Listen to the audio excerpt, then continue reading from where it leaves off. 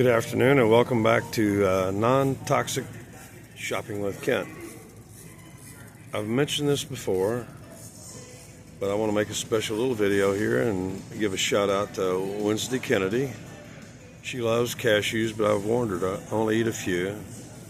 This is right at about the dosage level. I don't care what the government says or the industry says.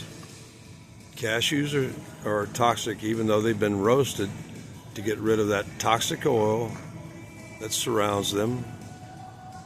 And in my own experimentation, even the ones that have been absolutely, these are actually even fried, and it's supposed to be peanut oil, but they also use a mixture. They're throwing in cottonseed and soybean oil and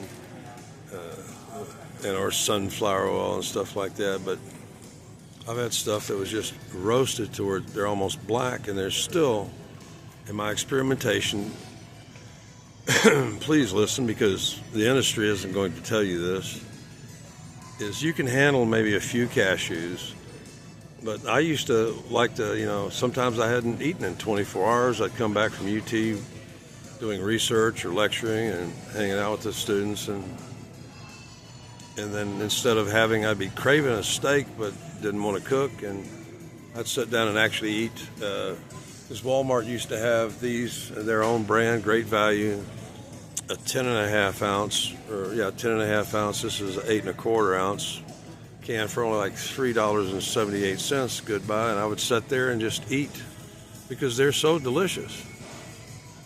Eat on an empty stomach. I'd eat about 10 ounces instead of having a steak and just slowly munch away. But then I noticed consistently over and over again, and then experimentation upon animals too, mammals, is that there's, without a doubt, there's cashews interfere with the final stage.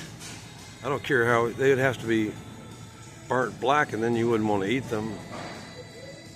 I mean, they'd have to be really, I don't really know of a process to totally detoxify them. But at this dosage level, this is enough to interfere with the final stage of digestion known as esterification, esters, and will produce bowel movements that smell like artificial strawberry candy or strawberry soda pop. That's a fruity ester. And especially considering one of the most important molecules in the body is dependent upon, especially in the eye, is dependent upon an ester, a prostaglandin that's an ester, prostaglandin F alpha 2 isopropyl ester. So, unless you really know what you're doing, don't believe anybody who calls himself a health expert or a food expert or a nutritional expert. They're always going to ignore stuff that they just don't know from empirically, because consistently, and it really catches your nose when if you got a good nose, when you start dropping deuces that smell like strawberry candy, that ain't right. That's when I first noticed it. It's definitely at this range, the 8 to 10 ounce.